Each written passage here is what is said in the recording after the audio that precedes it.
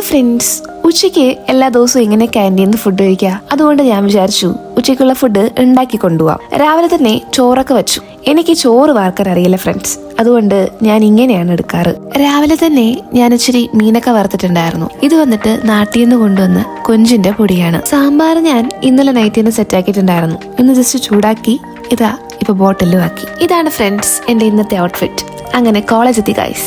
നമ്മുടെ ഡിപ്പാർട്ട്മെന്റിലേക്ക് കുറച്ച് നടക്കാനുണ്ട്. അങ്ങനെ ക്ലാസ്സിലെത്തി. പക്ഷെ ഇന്ന് ക്ലാസ് ഇല്ല, ഓറിയന്റേഷൻ ക്ലാസ് ആണ്. അതുകൊണ്ട് നമ്മൾ എല്ലാരും കൂടി ഓഡിറ്റോറിയത്തിലേക്ക് പോവാ. ഉച്ചയ്ക്ക് ഓറിയന്റേഷൻ ക്ലാസ് കഴിഞ്ഞു. വല്ലാത്ത വിശപ്പ്, ഫുഡ് കഴിക്കട്ടെ. എന്റെ കോളേജില് എന്നും എന്തെങ്കിലുമൊക്കെ പരിപാടി കാണും.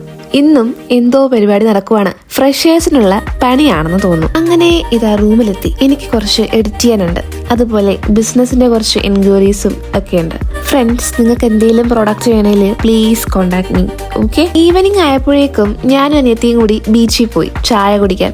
ചായ അല്ല ഗൈസ്, സോറി, ബൂസ്റ്റ് കുടിക്കാൻ. ബൂസ്റ്റ് മാത്രമല്ല, നല്ല കിടിലൻ കാടമുട്ട റോസ്റ്റും കിട്ടും ഇവിടെ. ഈവനിങ് ഇവിടെ വന്നിരുന്ന് ബൂസ്റ്റ് ഒക്കെ കുടിച്ച് കുറച്ചു നേരം വർത്താനം പറയാൻ അടിപൊളി വൈബാണ്.